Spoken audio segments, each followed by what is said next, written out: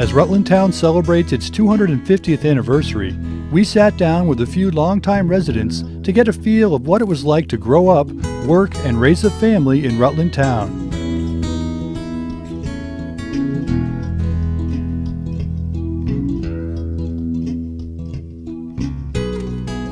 The family came here in 1916 in the spring, and it was bought from the Williams estate, if you're familiar with the Williams farm over here. Well, Williams died of one of those contagions they had just before World War, or I guess beginning World War, and folks were here since that time. The original place was on the post road, but nowadays in the bottom of the new reservoir up Post Road there. I was born to Donald and Olive Russell in 1932. We lived on the Atwood farm at that time because we rented a little house. In the years to come, my husband and I would buy a house in Mill Village, which had belonged to my grandmother and grandfather. It was an old 1790 house. I just loved that old house. There was history all around it. There was relics I dug up in the garden. The farmers found Indian artifacts in the fields. I was born almost 90 years ago, April 9th, 1922. I was born in the bedroom, which is right there. All 10 of us were born here. My oldest brother was living now, would be over 100 years old. He also lives in center Rutland. I've been in Rutland Town 62 years, and that we live in the house that my husband was born in. He was the road commissioner for many, many years. Yeah, he was a road commissioner for 51 years. And his father was road commissioner before him for 31 years, and his father before him was also road commissioner. So it's sort of been a fish thing. I was born in Proctor, Vermont, and when I was 2 years old, my father bought a farm in the town of Rutland on Blueberry Lane, or Blueberry Hill, it was called, later named Blueberry Lane. And I went to Cheney Hill for my elementary school and walked to Rutland High School for high school.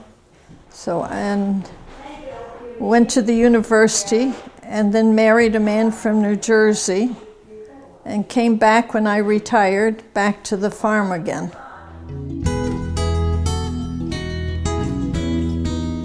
My birthday is in February, and at that time, the cutoff date was February 1st, so I couldn't go to school.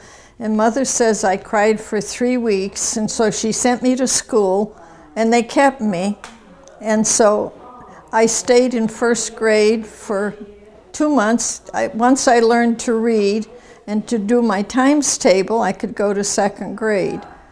Well, when we were going to Cheney Hill, we used to ice skate in the swamp next door, and this was the baseball field for the boys, particularly because it was sandy. And also the buckets that carried the sand from here to Proctor to Vermont Marble started from this area. And then when before they consolidated, I think there were 7 or 8 Rutland Town elementary schools. They built this new Cheney Hill here, where we used to play baseball. And that was, I think, in '42. It's just a one-room school like the others. And we couldn't have windows on the south because that would be distracting. So we only had the windows on the north, or high windows on the south. And Mother would wrap us up with big, big shawls so only our eyes were showing. And we'd walk to school, everybody did, and they had no such thing as, telling you school was closed. I remember being impressed when we had a real blizzard. Father would come down with what we called a sledge that he used to get logs from the woods, and he'd come down and get us because Mother was afraid we wouldn't make it through the storm. And so that's what we had. But no, we walked, there were no buses, and it didn't matter whether it was a storm or not. We went to school and came back. My mother-in-law taught at the school on the corner, the old Cheney Hill School, and her children, they didn't have water there, they used the water from our house just up the road, up the hill. And the boys would be sent up to get water at the house, and instead they'd stop at the brook that was in the middle of the between our house and the school, and get water from there and say, they'll never know the difference, we'll take this back to them. And so she never knew about that little trick. Well, then they built this school, and the teacher was Mrs. Davis. She was wonderful. In fact, my daughter decided that she was going to be a teacher because of her influence. It was they loved her, and she had six. I think, well, when my girls were here, it was six grades, I believe, then. And then they went 7th and 8th over at Center Rutland, and then to high school. Originally, we went to Cheney Hill, but when my mother and father bought the farm on the Chittenden Road, we went to the Mill Village School, which is kind of interesting because my grandfather went to that school, and my father did, and then I did. And then later, it was converted into a house, and we rented that house for a while. There were 3 of us that graduated from Mill Village School in 1945 and went on to Rutland High School.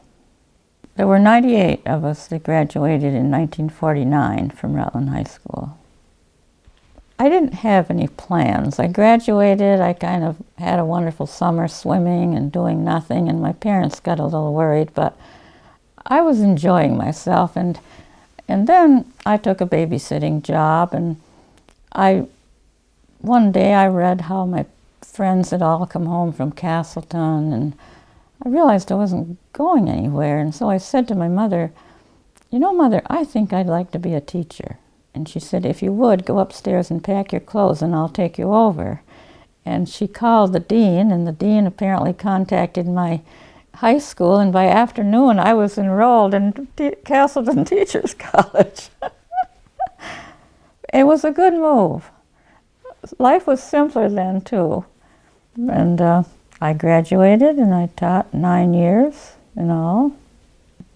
I started teaching in Rutland Town in 1967, the year that the school opened, the new big central school. There was an art room, and I taught art. There were 550 children enrolled that year.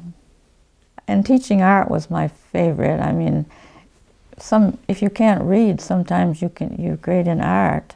And so I was always welcomed when I taught the class, and I enjoyed that. It was the best years of my teaching. I enjoyed teaching in Rutland Town. There was an opening at Dyer School, and Dyer School is located where Howard Johnson's is. I went to Mrs. Dickinson, who was the chairman of the board. Dickinson had a big farm here on the Proctor Road, and interviewed for the job. And I can remember sitting in the kitchen and Mrs. Dickinson cooking corn, getting ready for dinner, I suppose. And so then a couple days later, the superintendent of schools, Mr. Stiles, came and said that apparently the board had talked and they decided to hire me at a tremendous salary, $668.72 for the whole year. And bicycled to Dyer School, which was 4 miles away. And it was a girl's bicycle. It was my sister's bicycle. And I was ashamed to drive a girl's bicycle to school with these boys in the 8th grade senior teacher. So I used to park and then walk probably a half mile to school, because no way was I going to have those boys and girls in the 7th and 8th grade me driving a girl's bicycle.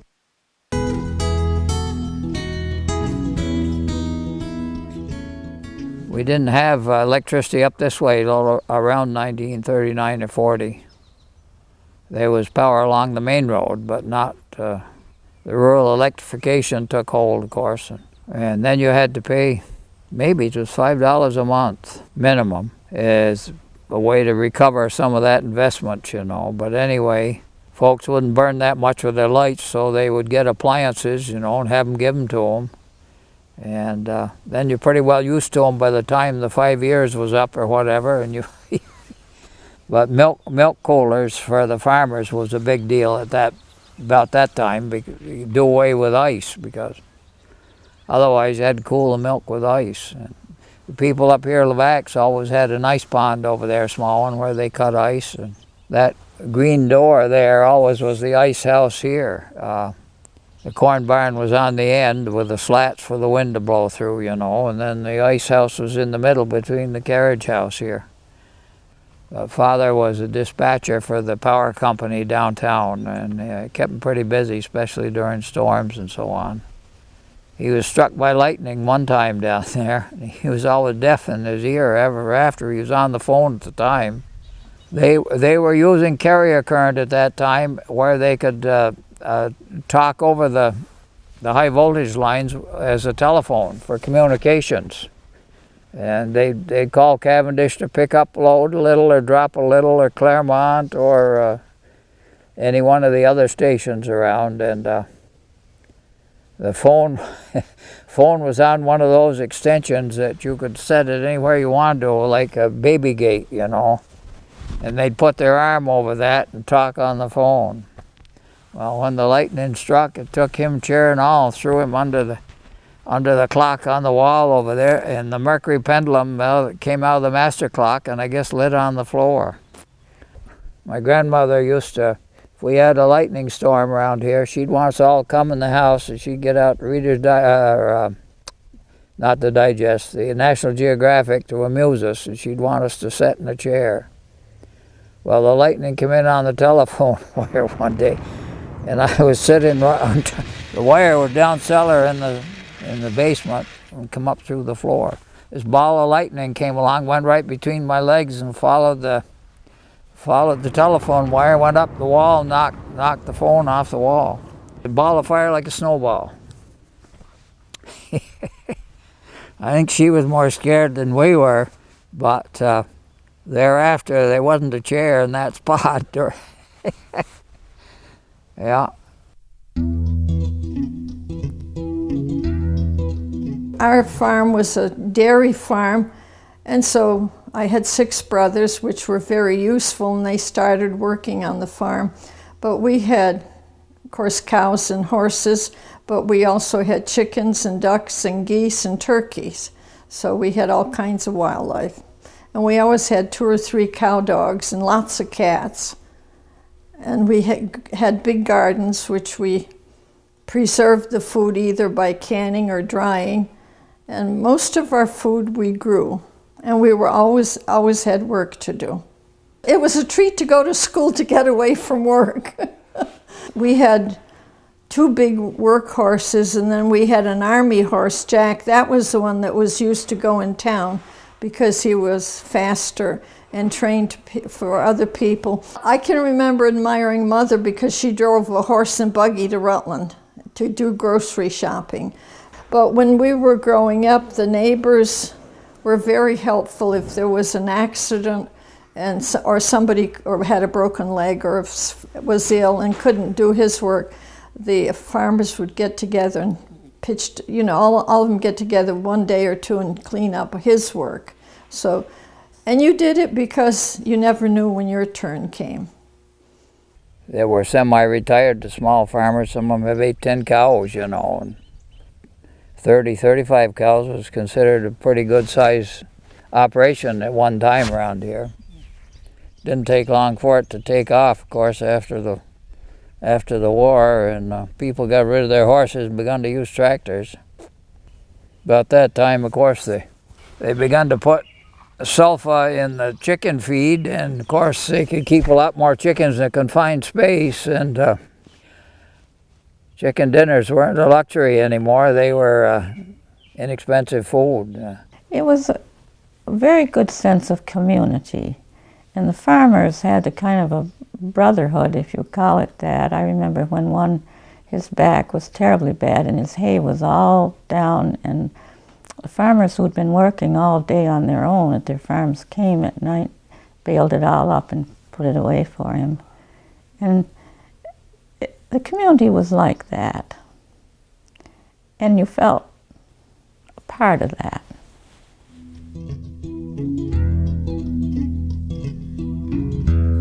We came up, we were out that night that the dam broke, and we gathered in the electric light plant or whatever it is, and we gathered there to watch and hear about it. You could hear the roaring and the water coming, then everybody had to run. And that's when that bridge went out by Williams's. See that lovely, lovely bridge, yeah.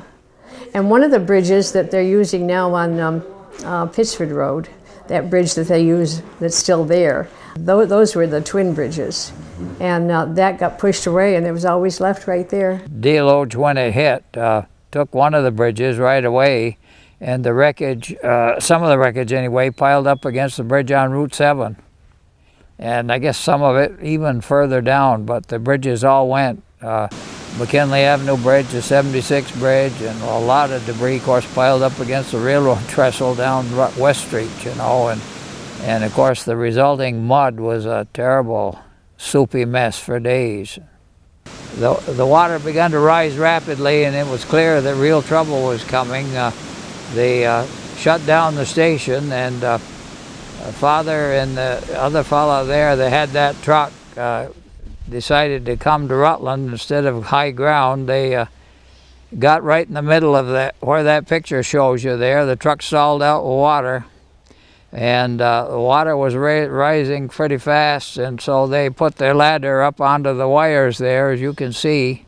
They were walking along on some of the wires, I think it was a telephone cable, and threw a rope up over the wires above them to keep their balance, and were tentatively trying to walk along tightrope fashion to the shore. And the city firemen had got up there by then, realized what was going on, came out and rescued them in a boat. And when I rushed up there myself, just in time to see Father getting out of the boat, I couldn't imagine what he'd been doing in the boat, but that tells the story.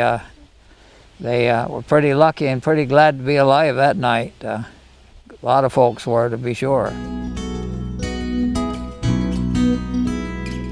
Mill Village was originally called the Glen. Actually, my father says that he's heard that in the very early years it was called Sheepskin. We're all there because my great-grandfather came down in 1872 from East Middlebury and bought the mill. It was called Glen Mill. Two of us are still within a mile of where he settled. The building, it collapsed into the mill pond, and they pulled it out and resurrected it and restored it, and it is still a home now. The Mill Village Chapel was built at the fork of Chittenden and Pittsford Roads in 1896.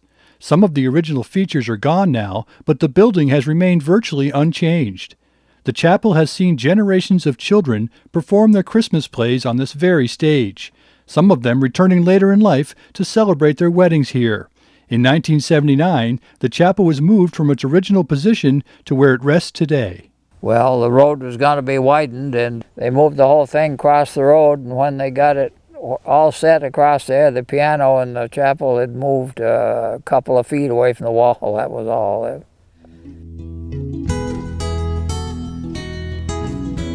Scrap was eagerly sought after, and the kids had drives to bring even light things to school for scrap drives.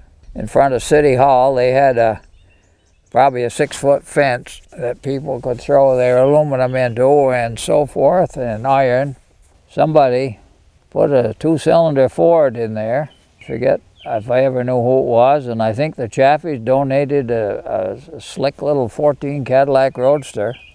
All the old farm machinery off the stone walls was rounded up, you know, and of course it brought good money. And tractors were rationed during the war, of course, and farm equipment of all kinds because of steel. You went to an auction, you'd bid it up to the ceiling price, and then they'd throw all the names in the hat and pick a winner because everybody was willing to pay more, you know. And then whoever got it maybe didn't need it as bad as somebody that didn't. And new ones, you had to get the okay from the ration board, same as you did cars, you know. Of course, the only people who got cars that were left were doctors or emergency people in general.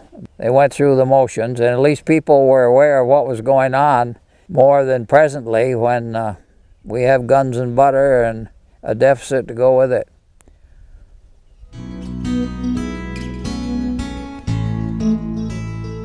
Apparently my father had a little jackknife when he was a boy because in the woodshed, which became a garage, his initials were carved. And I noticed on the covered bridge when we used to walk through, his initials were carved. And then when we bought the house in Mill Village, on the door, quite low, his initials were carved. His middle initial was Van Vechten, so it had to be him. It was DVR.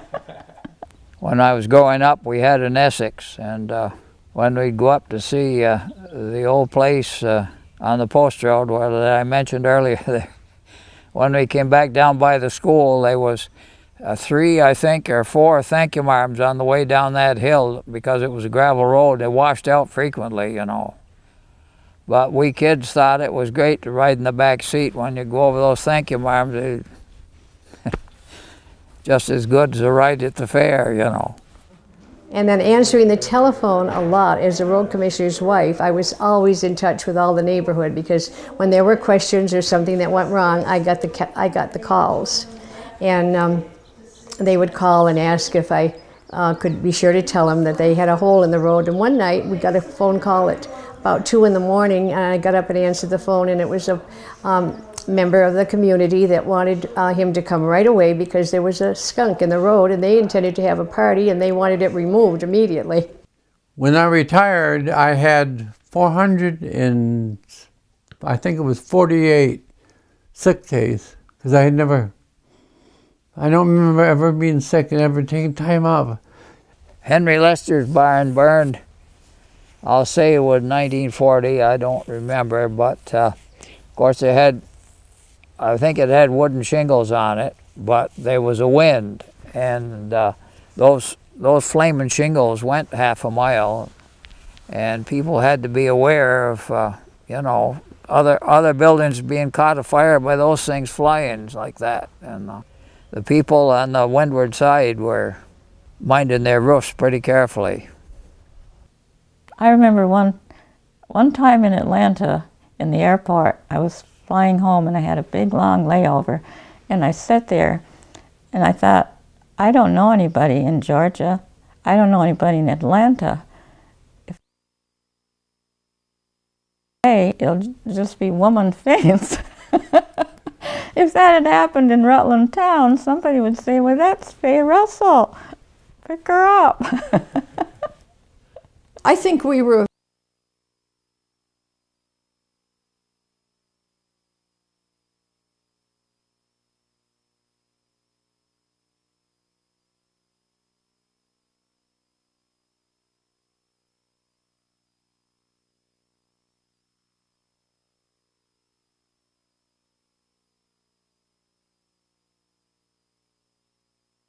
it is now because everybody knew everybody.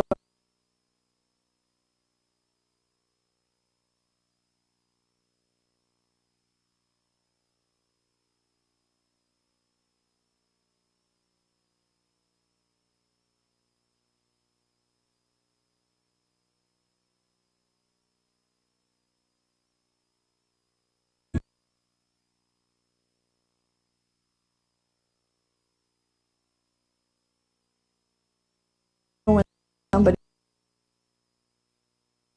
helping you, help them. I think it shaped my whole life, growing up in a close community.